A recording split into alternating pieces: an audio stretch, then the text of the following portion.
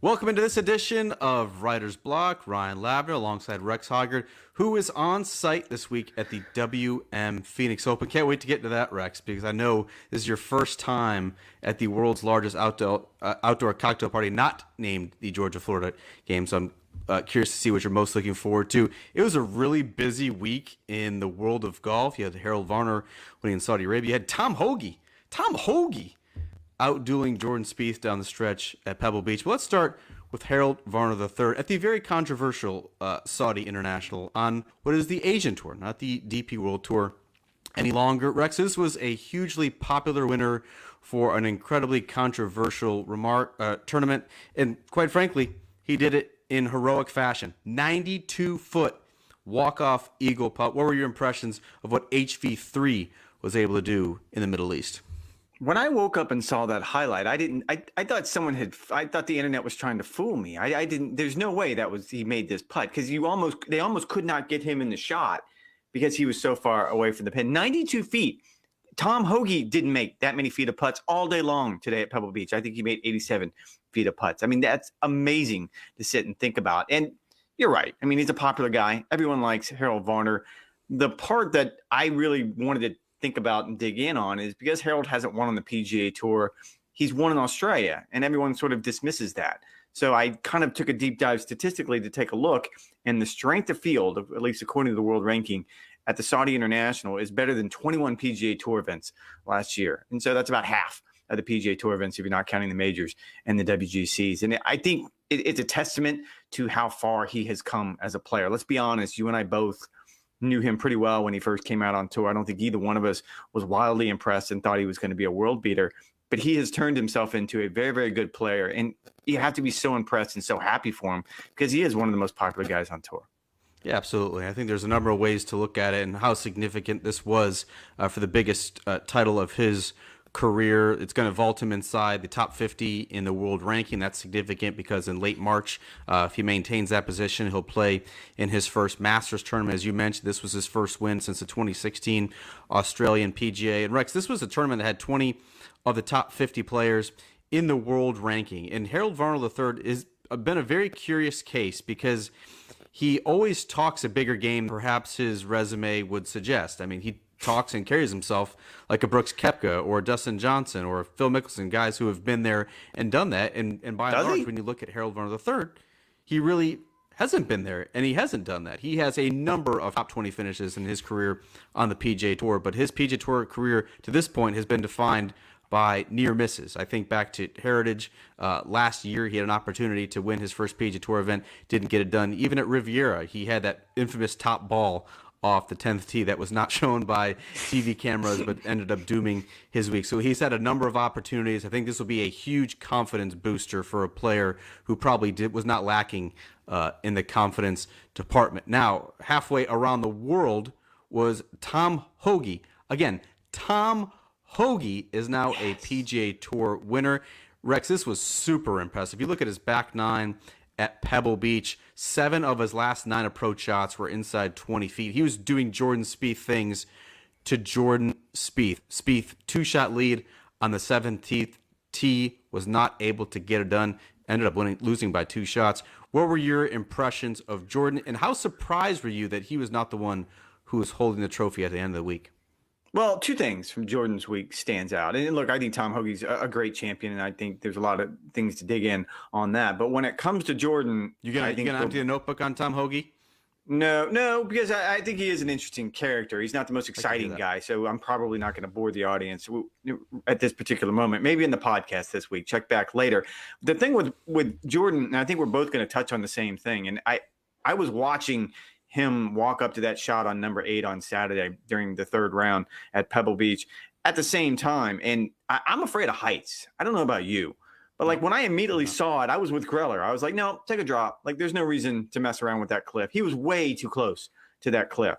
And not only did he play the shot, he played a really aggressive shot. And Jordan being Jordan after his round, he talked about, I should not have done that. Like once he saw the highlight, saw how close he was, saw how perilous the situation was. Golfer's remorse. Yes. Is that golfer's remorse? It's certainly, there's something about survival instinct remorse in there, because I think he realized that, yeah, that's not a very good idea for a new father to do that. And the other thing that stood out, and I hate playing this game because it's kind of Monday morning, sports radio topics, but I would question the second shot on 18, the 72nd hole. I just don't know. There was something wrong with the lie. He reacted to the shot when he hit it. Did I hit a rock? Did I hit something? But I would question why he felt like he had to be so aggressive. In his interview afterwards, he said he knew he had to make an eagle. Like, I get why he was doing that, but I just don't think he was in a position to really give himself any chance of making an eagle with that 3-wood in his hands. Yeah, as usual with Spieth, there's just so much to get into. And watching the shot on the 8th hole, it was like you have to take a step back and realize just how absurd the situation was. I mean, this was a pretty weak tournament in early February. Jordan Spieth has really nothing to gain. At that point, he was like 9 or 10 shots off the lead. It wasn't like he was, hunting a major championship and this was going to win the career Grand Slam for him. Like, my hands were sweating when he was hitting that shot. Yeah. I mean, you were nervous, right? Oh, like, it's a downslope.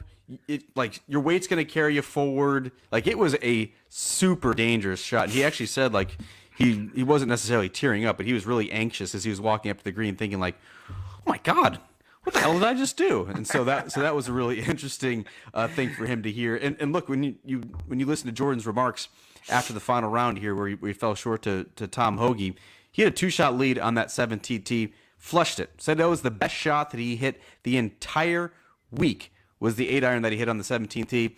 Ended up finishing in the front part of that bunker, wasn't able to get it up and down, and ended up losing to Tom Hoge. I think when you take a step back, you look at Jordan Spieth, where he was, covered the Farmers Insurance Open last week. Jordan Spieth had a stomach bug, was in the hospital after the opening round. He was in such poor shape, ended up shooting 78 in the second round to miss the cut. Yeah, when you think after a week later to have an opportunity to win, it kind of feels like where we were a year ago, right, where he was starting to get some momentum going, that stretch from Phoenix and then Pebble, and then he ended up getting the victory about a month or so later at the Texas Open. Feels like we're on a similar path with Jordan Spieth, and it's good to see him back in good form. Bryson DeChambeau, Rex, you and I both talked about it on Writer's Block and the Golf Central podcast presented by Callaway Golf last week. Expectations were not very high for Bryson. He appeared to have an injured wrist, was grimacing and clutching his back at Torrey Pines, ends up making the very long flight to Saudi Arabia, and things did not go well. Opening round 73, ended up pulling out before the start of the second round, citing injuries to his left hip and his left hand. He told everyone, you need to chill, that he did not get hurt hitting the long ball. He got hurt because he slipped and fell before the tournament. A, are you buying it? B, how concerned are you with all things Bryson? I'm not buying it. And I'm going to start this conversation with a huge caveat saying there's nothing wrong with being injured. I don't know why he became so defensive over this and why he felt like he had to sort of lash out, at least at social media, when everyone was sort of up in arms that he had withdrawn. I'm not buying it because his explanation was he fell down this week in Saudi Arabia, and this was a result of that. But let's just go back a couple weeks. He withdrew from the Sony Open with, if I remember correctly, a wrist injury. There was soreness at the time in his wrist. We all saw what he looked like at Torrey Pines. It was multiple times when he was grabbing at his back and grabbing at his wrist. He clearly is dealing with injuries. Don't make excuses.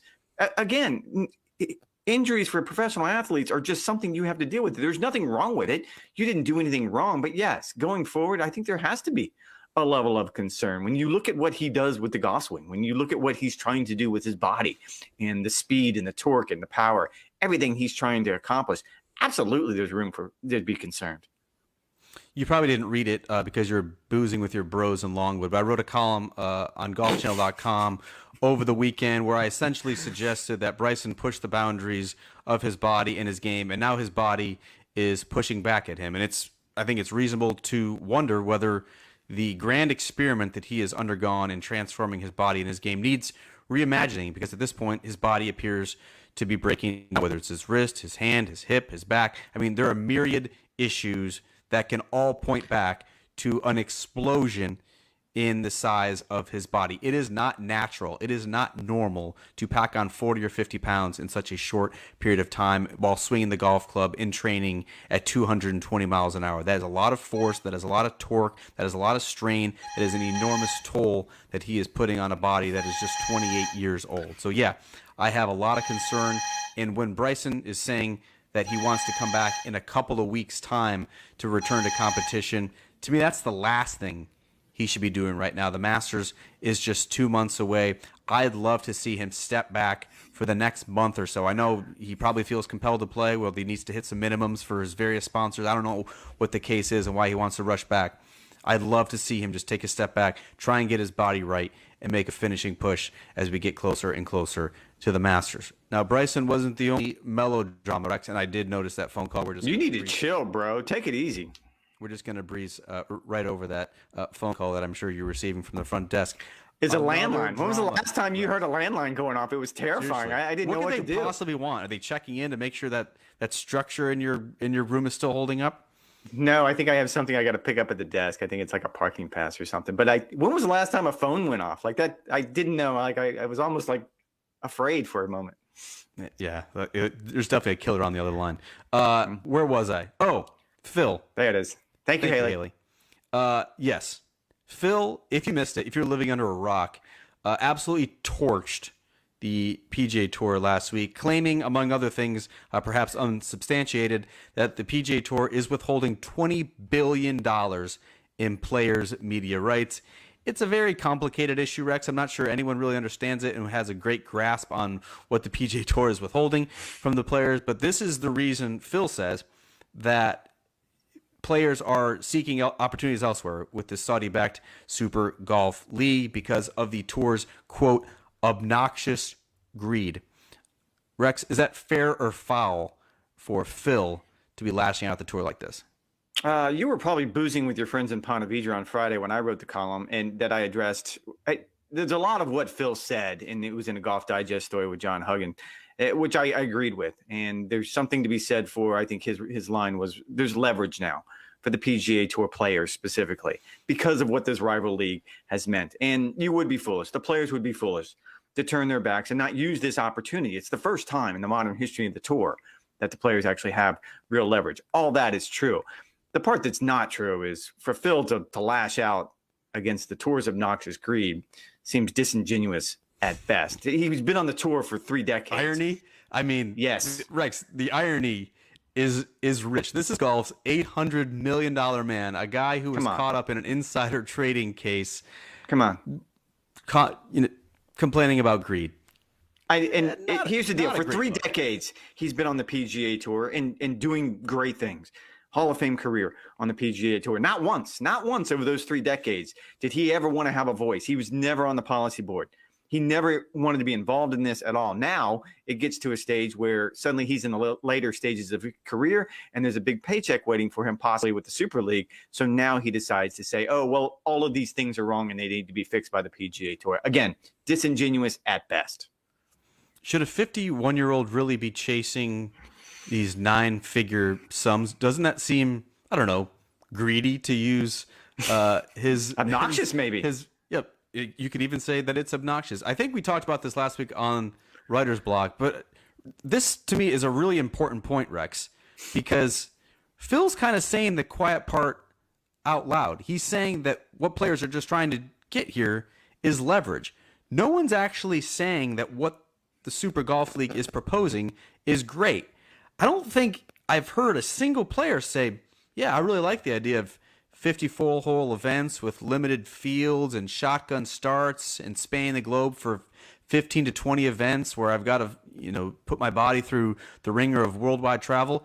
A 51-year-old certainly doesn't want to do that. A player like Dustin Johnson or Lee Westwood or Ian Poulter or whoever else they're chasing doesn't necessarily want to do that. And so at this point, it just becomes a high-stakes game of chicken, does it not? I mean, you're either going to hope that the PGA Tour folds and maybe gives back some of that quote-unquote $20 billion that they're withholding in players' media rights, or the PGA Tour is going to call their bluff and say, go to the SGL. Go play 15 to 20 times in Hong Kong and chase this type of money and play for something that is clearly not for history or tradition or whatever else the PGA Tour is offering, if not stability. Well, and if you wanted to leverage this, if we really wanted to get down to the boring basics of what we're talking about here, if they really wanted to go to the PGA Tour, they would have just asked for one more seat on the policy board. The way the policy board is structured now is there's 9 people on there, so 9 votes. 4 of those are player directors. That means the players have 4 out of 9, which means they don't have a majority. If they really wanted to make things fair, give the players the majority.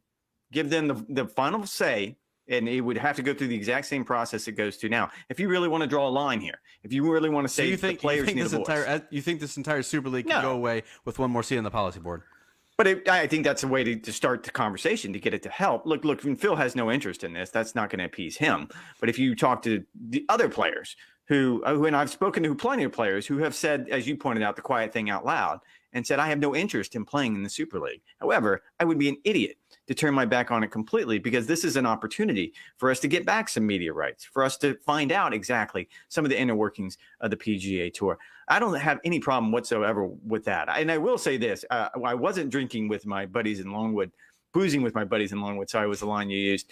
And I did read Brandel Chambly's column this weekend, and I thought it was very good. You and I have largely avoided the politics of the guys going over and playing the Saudi International. Brandel's point, though, was if Phil is so worried about his own rights, his own media rights, he seemed to turn his back on the rights of others who are being trampled by the Saudi regime. So I think there's a lot in play here. Yeah, human rights is a little bit different than media rights, which is I would think what so. Phil's major claim seems to be. Speaking of boozing, Rex, you were in the land of booze at the WM Phoenix Open. One thing, real quick, they keep telling me to wrap, and I don't want to wrap. Real quick, one thing I'm most looking forward to this week at the Phoenix Open before we talk to you again in a couple days on Writer's Block. Never been to the big party. I just want to see what it's like. I want to be in the middle of it. It's going to be fun. I can't wait. I mean, it's probably going to be pretty tame, isn't it? Monday through Wednesday? I'm here till Friday, so I'm hoping by Friday it gets to I'm going to miss the first cut. I'm going to miss my first cut in the PGA Tour career. How about that? I didn't even realize they had flights on Friday. And then you're flying back to Orlando to fly back out to LA? Yeah, it was weird timing. This seems like an absolutely dreadful idea.